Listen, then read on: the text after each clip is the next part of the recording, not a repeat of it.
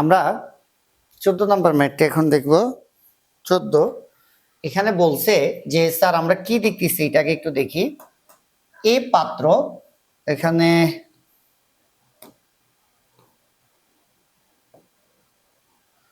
আচ্ছা, এখানে আমরা যেটা দেখলাম যে এ একটা পাত্র, এ পাত্রে ঘনত্ব হইতেছে 1000 কেজি পার মিটার কিউব দেওয়া। স্যার ঘনত্ব দেওয়া আছে, তার মানে আমি বুঝলাম এ পাত্রে ঘনত্ব, যেহেতু এ পাত্রে যে তরল আছে এই তরলের ঘনত্ব 1000, তার মানে পাত্রের মধ্যে পানি আছে। আচ্ছা, বি পাত্র দেখতেছি এর মধ্যে কিছু তরল আছে, তো এই তরলের রো এর মান ঘনত্ব দিছে 800 কেজি পার মিটার কিউব। তার মানে বি পাত্রটার মধ্যে কেরোসিন আছে। কি আছে স্যার? কেরোসিন। সি একটা বস্তু, তো এই বস্তুর ভর হইতেছে 550 গ্রাম, এর দৈর্ঘ্য দেওয়া, প্রস্থ দেওয়া আর উচ্চতা দেওয়া আছে। সি একটা বস্তু স্যার, এটার একটা ভর দেওয়া আছে আর দৈর্ঘ্য, প্রস্থ আর উচ্চতা দেওয়া আছে। দৈর্ঘ্য, প্রস্থ দেওয়া আছে আর উচ্চতা দেওয়া আছে। দৈর্ঘ্য, প্রস্থ আর উচ্চতা দেওয়া আছে। ওকে,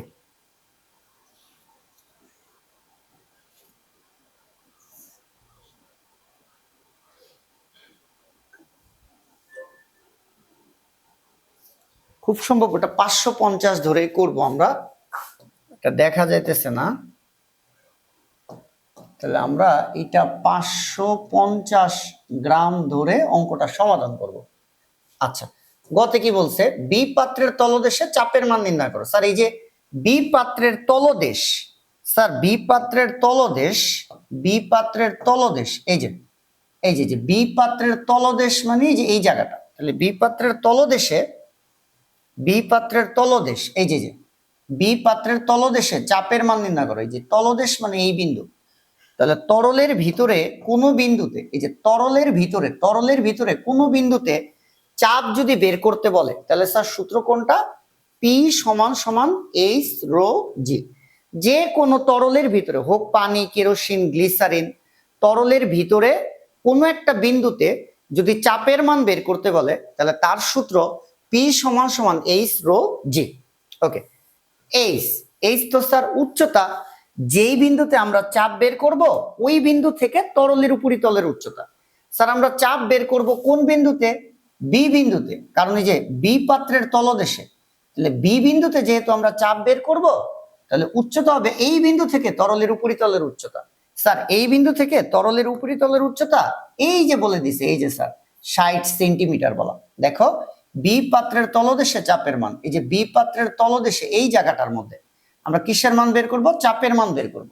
তাহলে এই বিন্দুতে আমি যখন চাপ বের করব তখন উচ্চতা হবে এই বিন্দু থেকে তরলের উপরিতলের উচ্চতা।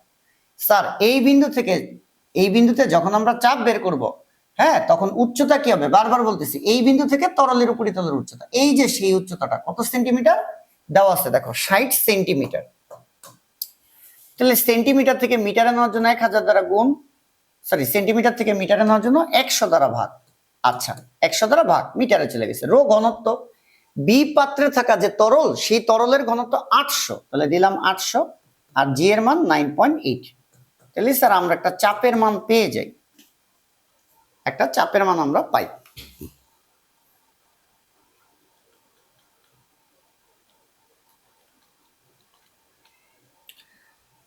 ফোর 704 এত প্যাসকেল।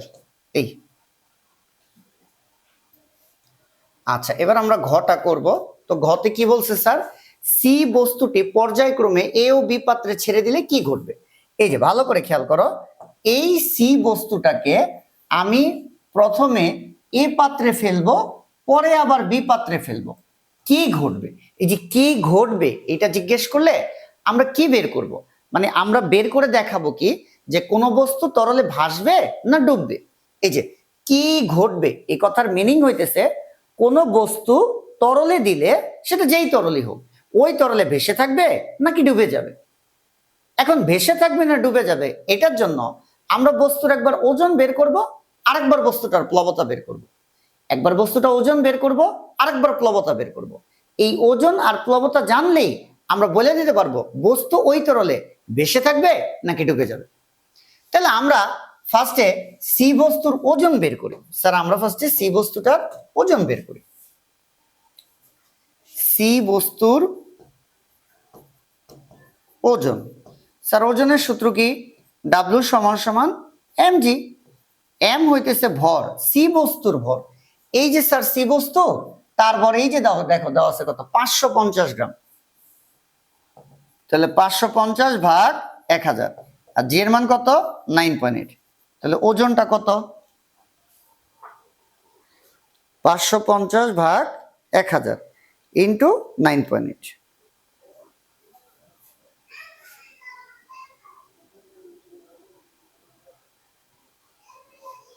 তাহলে স্যার এই ওজনটা হচ্ছে 5.39 নিউটন। এই হইতেছে আমরা বস্তুটার ওজন বের করলাম। আমরা বস্তুটার কি বের করলাম স্যার? ওজন বের করলাম। ওকে, এখন আমরা সি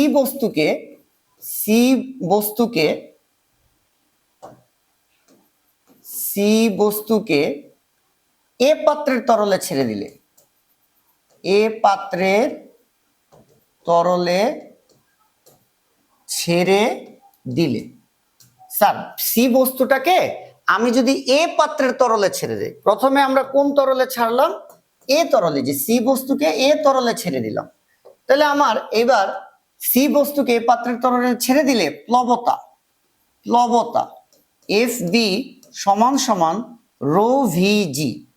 এফ বি সমান সমান এই সূত্রে, প্লবতার সূত্রে, ঘনত্ব হয় তরলের, আয়তন হয় বস্তুর, জি এর মান 9.8। তাহলে স্যার ঘনত্ব হয় তরলের, কোন তরলে ছাড়ছে? এ পাত্রের তরলে। এ পাত্রে যে তরল, সেই তরলের ঘনত্ব দেওয়া আছে স্যার 1000। আরেকবার আমি একটু এই জিনিসটা বলি, প্লবতার সূত্রে ঘনত্ব হবে তরলের, কোন তরলের? এ পাত্রের তরলে। এ পাত্রে যে তরল আছে, এই তরলের ঘনত্ব তো 1000, তাহলে আমিও দিলাম 1000। এবার স্যার আসো আয়তন। ঠিক আছে, আয়তন হয় কার? বস্তুর। প্লবতার সূত্রে ঘনত্ব হয় তরলের, আয়তন হয় বস্তুর। ঘনত্ব হয় তরলের, আয়তন হয় বস্তুর। তাহলে স্যার বস্তুটাকে, এই যে সি বস্তুকে সি বস্তু, তাহলে সি বস্তুর আয়তন লাগবে। সি বস্তুর আয়তন সরাসরি দেয় না, কি দিছে হইছে 5 সেন্টিমিটার, 8 সেন্টিমিটার, 10 সেন্টিমিটার। তাহলে স্যার এটা একটা আয়তাকার ঘনবস্তুর দৈর্ঘ্য প্রস্থ উচ্চতা দিছে। দৈর্ঘ্য প্রস্থ উচ্চতা গুণ দিলে ওই বস্তুর আয়তন বের হয়। দৈর্ঘ্য প্রস্থ উচ্চতা গুণ দিলে ওই বস্তুর আয়তন বের হয়। তাহলে স্যার আয়তন আমরা কেমনে বের করব? ওই যে তিনটা মান আমরা গুণ দিয়ে দিই, দৈর্ঘ্য প্রস্থ উচ্চতা। ধরো 5 100 দিয়ে ভাগ দিলাম, কেন? মিটারে দিলাম।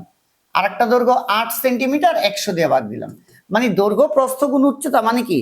তিনটা দৈর্ঘ্য প্রস্থ উচ্চতা, তিনটা মান আমরা গুণ দিব। আমিও তিনটা মান গুণ দিতেছি, 100 দিয়ে ভাগ দিতেছি কেন? সেন্টিমিটার থেকে মিটারে নেওয়ার জন্য। আরেকটা মান আছে দেখো 10, তাহলে 10 ডিভাইডেড বাই 100। তাহলে কিন্তু স্যার আমরা আয়তন পেয়ে গেলাম। এরপর জি এর মান কত? 9.8। তাহলে স্যার প্লবতার এখানে একটা সুন্দর মান চলে আসে, 1000 ইন্টু 5/100 ইন্টু 8/100 ইন্টু 10/100 ইন্টু 9.8। এটা আসে স্যার 3.92 নিউটন। আচ্ছা, এইবার সি বস্তুটাকে আমি এ পাত্রের তরলে ছেড়ে দিলে প্লবতা কতটা বের করলাম। এইবার আমি সি বস্তুটাকে কি করব স্যার? সি বস্তুটাকে বি পাত্রের তরলে ছেড়ে দিব। তাহলে দেখি আমরা কি ঘটে। সি বস্তুকে বি পাত্রের তরলে ছেড়ে দিলে, বি পাত্রের তরলে ছেড়ে দিলে প্লবতা বের করি। প্লবতা এফ ভি সমান সমান রো ভিজি। দেখো ঘনত্ব, প্লবতার সূত্রে ঘনত্ব হয় তরলের, আয়তন হয় বস্তুর। এখন আমার এই ঘনত্বটা তরলের, কোন তরলের? বি পাত্রের তরলের। তাহলে বি পাত্রে, এই যে বি পাত্রে যে তরল আছে, এই তরলের ঘনত্ব কত? 800। এই যে স্যার বি পাত্রের তরলের ঘনত্ব কত? দেখো 800। কত? 800। আয়তন হবে বস্তুকে স্যার সি বস্তু, তাহলে সি বস্তুর আয়তন লিখবো। এখন আয়তনের জন্য কি করব? দৈর্ঘ্য প্রস্থ আর উচ্চতা তিনটা গুণ দিব। দৈর্ঘ্য প্রস্থ উচ্চতা তিনটা কি করব গুণ দিব। তাহলে আমি তিনটা মান গুণ দেই, 5/100 গুণ 8/100 গুণ 10/100। কেন 100 দিয়ে ভাগ করলাম? আমি সেন্টিমিটার থেকে মিটারে দিলাম। জি এর মান কত? 9.8। তাহলে তো আমি আবার প্লবতা পাই 800 গুণ 5/100 গুণ 8/100 গুণ 10/100 গুণ 9.8। এটা আসে 3.136 নিউটন।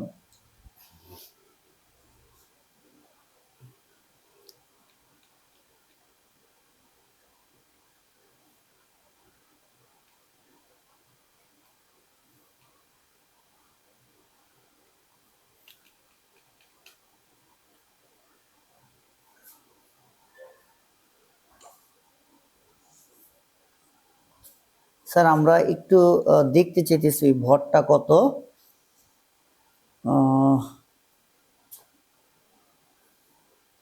350 গ্রাম।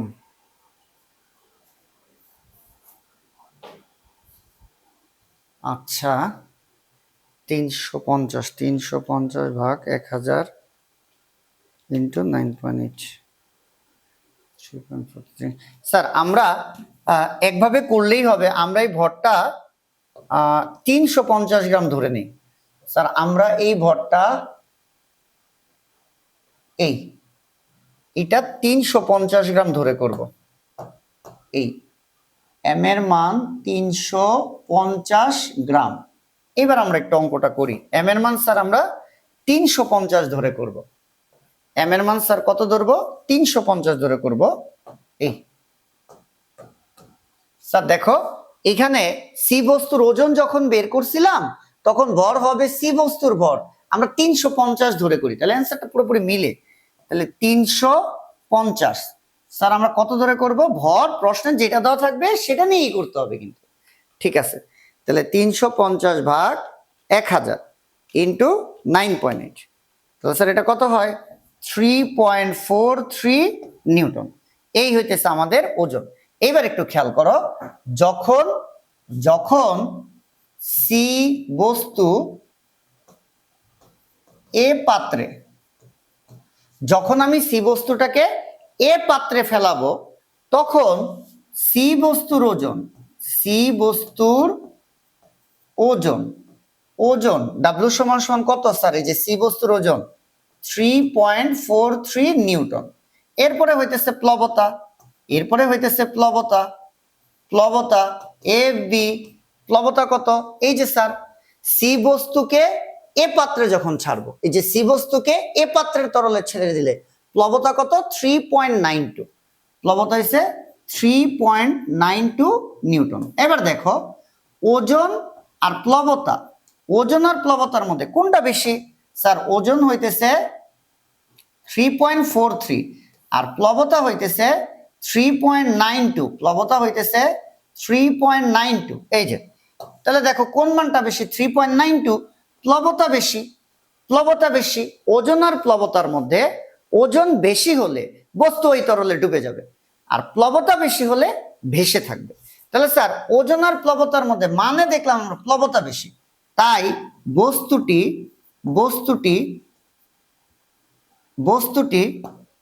এ পাত্রে ভেসে থাকবে। আবার বলি, যখন সি বস্তু এ পাত্রে ছাড়বো তখন সি বস্তুর ওজন বের করছি আর প্লবতা বের করছি। ওজন আর প্লবতার মধ্যে প্লবতা বেশি, যেহেতু প্লবতা বেশি তাই বস্তুটি এ পাত্রে ভেসে থাকবে। এবার আমরা আবার লিখব, যখন সি বস্তু এবার বি পাত্রে, তো বি পাত্রে ছেড়ে দিলে সি বস্তুর ওজন, কারে ছাড়ছিলাম? সি বস্তুকে। তাহলে সি বস্তুর ওজন ডাব্লিউ সমান 3.43 নিউটন। ওজন তো চেঞ্জ হবে না, কিন্তু সি পাত্রে যে তরল আছে সেই তরল কর্তৃক প্লবতা এফ বি কত? এই যে সি বস্তুকে বি পাত্রের তরলে ছেড়ে দিলে প্লবতা 3.136। এই যে 3.136 নিউটন। এইবার স্যার ওজন আর প্লবতার মধ্যে কোনটা বেশি? দেখো এইবার স্যার সি বস্তুর ওজন 3.43 আর প্লবতা 3.136। এইবার ওজন বেশি, যেহেতু ওজন বেশি তাহলে সি বস্তু বি পাত্রের তরলে ডুবে যাবে।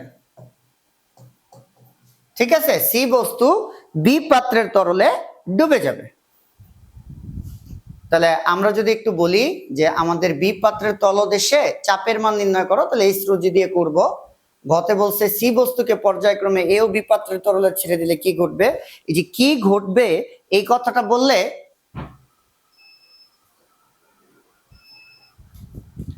কি ঘটবে এই কথাটা যদি বলে, কি ঘটবে এই কথাটা যদি বলে, তাহলে স্যার আমরা ওজন আর প্লবতা বের করব। ওজন আর প্লবতা বের করব। তো আমরা কি করছি স্যার, আমরা এই যে সি বস্তুটিকে এ পাত্রের তরলে ছেড়ে দিলে একবার প্লবতা বের করছি। তাহলে বস্তুর ওজন আর সি এ পাত্রের তরলের প্লবতার মধ্যে তুলনা করে আমরা দেখছি ওজনের থেকে প্লবতা বেশি, তাই আমরা বলছি এ পাত্রের তরলে ভেসে থাকবে। আর সি বস্তুকে বি পাত্রের তরলে ছেড়ে দিলে প্লবতা বের করছি, তাহলে ওজন তো চেঞ্জ হবে না। ওজন আর প্লবতা নিয়ে তুলনা করে দেখছি ওজন বেশি, এই কারণে আমরা বলে দিছি সি বস্তুকে বি পাত্রের তরলে যখন ছেড়ে দিব তখন সে হইতেছে ডুবে যাবে।